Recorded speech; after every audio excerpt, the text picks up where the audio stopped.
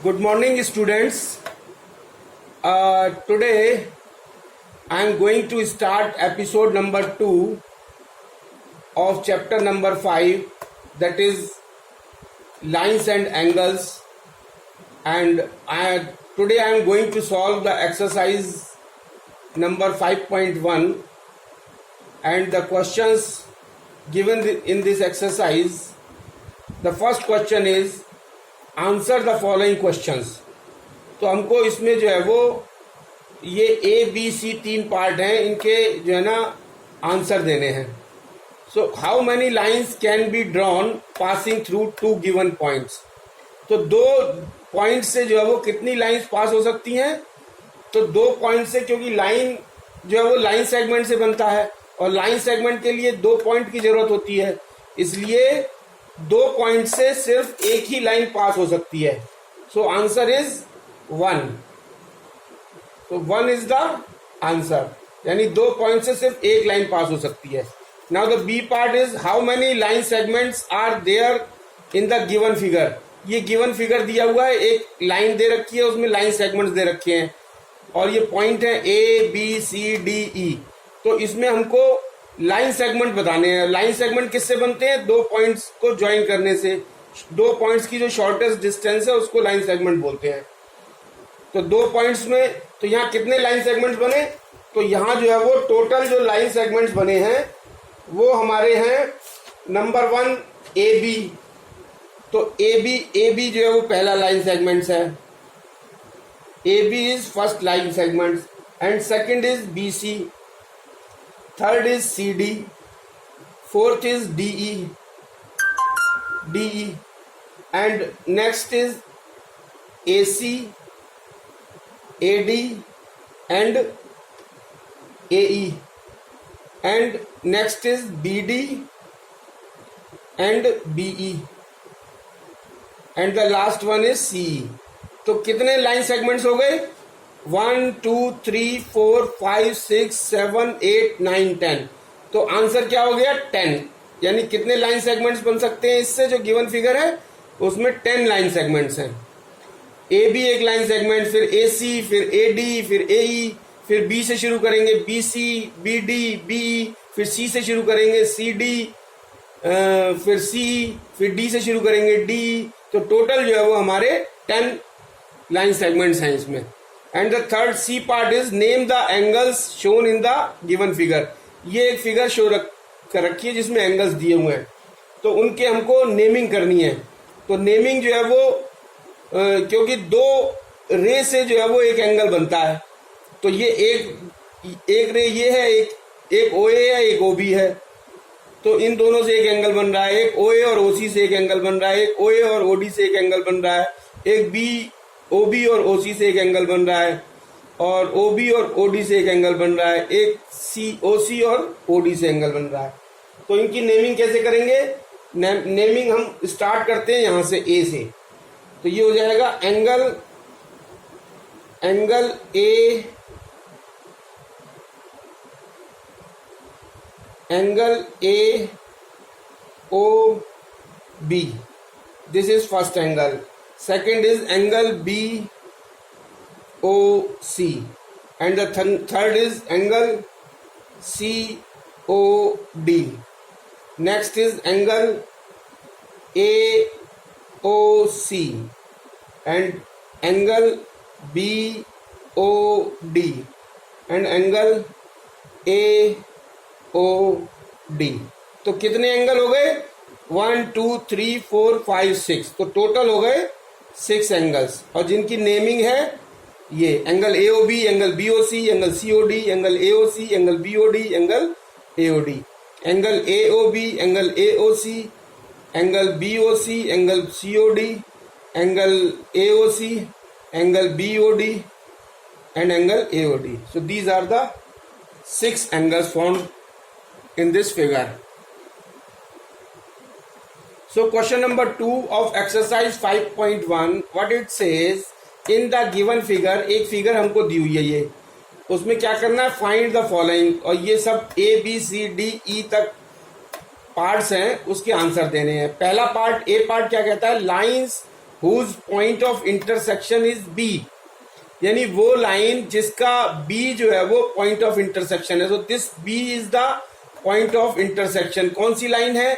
एक तो ये वाली लाइन है, इसको कहते हैं ए, और एक लाइन ये वाली है, इसका पॉइंट ऑफ ये दोनों जो लाइन है ए और एल जो है वो इस आपस में एक दूसरे को बी पर काट रही हैं, तो उसी को पॉइंट ऑफ इंटरसेक्शन कहते हैं। तो B is the point of intersection of line A and L. So answer is A and L. So this is the answer. Now second part is lines whose point of intersection is G. अब G देखो यहाँ पे है, तो इसकी कौन सी line है? ये एक तो एन है और एक ये बी है, ये दोनों लाइन जी पर एक दूसरे को काट रही हैं। तो वो लाइन कौन कौन सी हैं जो जी पर इंटरसेक्ट कर रही हैं? एक हो गई एन और एक हो गई बी। तो answer is B and N. So this is the answer. अब now the C part is all pairs of parallel lines. अब देखिए पैरेलल लाइंस के पेयर्स लिखने हैं हमने। तो पैरेलल लाइंस हमारी ये पैरेलल है इसके, ये पैरेलल है इसके और ये पैरेलल है इसके। तो इसके जो है वो पैरेलल लाइंस के हमको पेयर लिखने हैं। तो एल और एल और एम पैरेलल हैं, एम और एन पैरेलल हैं, और एन और एल पैरेलल हैं। तो इसके पेयर्स हो गए L and M, L and M एक पेयर हो गया, दूसरा हो गया एम एंड एन, और तीसरा हो गया एन एंड एल। तो ये तीन पेयर्स हैं जो पैरेलल लाइंस हैं। पैरेलल लाइंस ये वाली हैं, एन, एम और एल। और डी पार्ट है all points lying on the line A. तो सबसे पहले देखेंगे ए लाइन कौन सी है, उस पर कितने पॉइंट्स लाई कर रहे हैं? उस पर पॉइंट्स लाई कर रहे हैं एक तो जे और एक बी और एक के और एक ई। तो इस ए पर ये एक तो ये पॉइंट है के, और एक है ये ई, और एक है बी, और एक है जे। तो ऑल पॉइंट्स कौन कौन से हो गए? जे, एक तो जे पॉइंट है, उसके बाद बी पॉइंट है उस पे, और एक है ई, और एक है के। तो ये 4 पॉइंट्स हैं, जे बी ई के। ये 4 पॉइंट्स जो है वो लाइन ए पर लाई कर रहे हैं। और point of intersection of line L and B. तो लाइन एल कौन सी है? ये वाली। और बी कौन सी है? ये वाली। तो इस बी और एल का पॉइंट ऑफ इंटरसेक्शन कौन सा है? A is the point of intersection. ये ए पर काट रही हैं ये दोनों लाइन। एल और बी एक दूसरे को ए पॉइंट पे काट रही हैं, जिसको हम पॉइंट ऑफ इंटरसेक्शन कहते हैं। So A is the point of intersection. So question number 3 of exercise 5.1, what it says, label the following angles and name them in different ways. तो इसकी जो है वो ये डिफरेंट एंगल्स दिए हुए हैं, 4 फिगर्स दी हुई हैं, एंगल्स बने हुए हैं, और उनकी नेमिंग करनी है। And also identify the types of angles. तो नेमिंग करने के लिए हमने डिफरेंट वेज में करनी है। तो ये पहला एंगल जो हो गया A B C, this is D E F, this is X Y Z and P Q R. So these are the naming of the angles. और ये एंगल क्या कहलाएगा? ये एंगल कहलाएगा angle A B C. This is a acute angle, क्योंकि ये 90 degree से कम है। तो ये क्या कहलाता है? acute angle। Acute angle 90 degree से कम और 0 डिग्री से ज्यादा, तो ये कहलाता है एक्यूट एंगल। और ये हमारा हो गया angle D E F. So this is 90 degree. और 90 डिग्री का एंगल क्या कहलाता है? ये राइट एंगल कहलाता है। ये राइट एंगल है। Right angle is the angle whose measure is 90 degree, right angle. और ये तीसरा जो है वो एंगल एक्स वाई जेड। तो ये जो है वो ये कौन सा एंगल है? ये 90 डिग्री से ज्यादा है और 180 से कम है। So the angle whose measure is more than 90 degree and less than 180 degree is known as obtuse angle. So this is obtuse angle, and this is angle P, Q and R. This is angle, this angle is known as the reflex angle. Reflex angle. और reflex angle क्या होता है? जो reflex angle हमारा जो होता है वो reflex angle होता है an angle of measure greater than 180 and less than 360. Reflex angle is that angle whose measure is greater than 180 and less than 360. So this is greater than 180 and less than 360. So this is known as reflex angle. So this is question number 3, naming in different ways and identification of the type of the angles formed. So now question number 4 of exercise 5.1, what it says, look at the given figure and answer the following. तो ये 3 figure दे रखी हैं. This is figure number 1, this is figure number 2 and this is figure number 3. और इन तीनों figure में हमको ये answer देना है. क्या आंसर देना है? First is how many rays are there in figure 1. इस 1 फिगर में रेज कितनी है?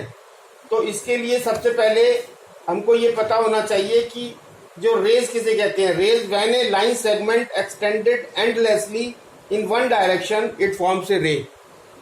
तो लाइन सेगमेंट को अगर वन डायरेक्शन में जब हम एक्सटेंड कर दें सिर्फ एक डायरेक्शन में तो वो रे कहलाती है. तो इसमें कितनी रे हो गई? तो हमारी रे जो है वो रे हो गई हमारी इसमें 4. कौन कौन सी? एक तो अगर मान लीजिए इसको हम O पॉइंट दे दें तो ये हो गई OD, OC, OB और OA. तो कितनी कितनी कितनी रे हो गई हमारी? रे जो है वो हमारी हो गई 4.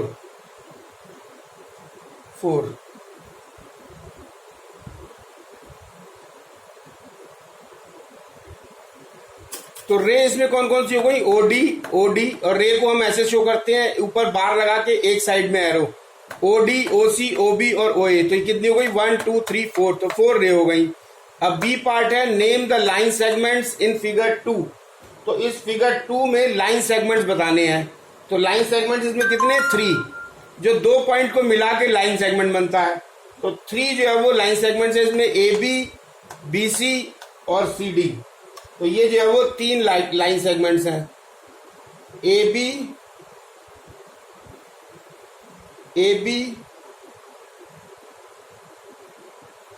BC and CD. तो ये लाइन सेगमेंट कितने हो गए?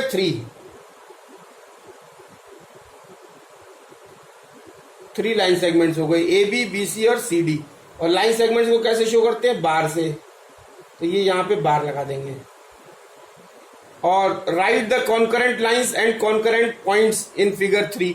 और ये जो 3 फिगर दे रखा है फिगर नंबर 3, तो इसमें हमको कॉन्करेंट लाइंस और कॉन्करेंट पॉइंट्स निकालने हैं. तो कॉन्करेंट लाइंस कौन कौन सी हैं? जहां जो है वो कॉन्करेंट लाइंस की डेफिनेशन अपने को पता होनी चाहिए. 3 और more lines passing through a common point. अगर 3 या 3 से ज्यादा लाइन जो है वो किसी कॉमन पॉइंट से पास हो रही हो तो वो कॉन्करेंट लाइंस कहलाती हैं. तो इसमें कॉन्करेंट लाइंस है हमारी L, ये 3 और 3 से ज्यादा पॉइंट से पास हो रही हैं. तो ये देखो ये जो है वो कितने पॉइंट से पास हो रही है? ये L जो है वो ये हमारी 3 या 3 से ज्यादा पॉइंट से पास हो रही है. तो इसको हम कॉन्करेंट लाइंस कहेंगे. और दूसरी है N जो है वो हमारी ये है N. ये भी 3 और 3 से ज्यादा पॉइंट से पास हो रही है. ये भी कॉन्करेंट लाइन है. और एक है R. तो कौन कौन सी कॉन्करेंट लाइंस कौन सी हो गई? L, N and R. और ये एट A पॉइंट से पास हो रही हैं. A is this point. A point से L जो है वो पास हो रही है. इससे 3 लाइन पास हो रही हैं। एक ये L है, एक ये N है, एक L है, एक N है, एक हो गई L N और एक R। ये R जो है ये भी इसी से पास हो रही है। और जो कॉन्करेंट पॉइंट्स कौन कौन से हैं वो है M N और Q। M N and Q, these are the concurrent points. So concurrent points किसे कहेंगे? The common point is called the point of concurrence. जो इनके कॉमन पॉइंट हैं वो कॉन्करेंट मतलब जो है वो हम इसको कॉन्करेंट पॉइंट्स कहेंगे। सो this is the end of the exercise 5.1। Thank you very much.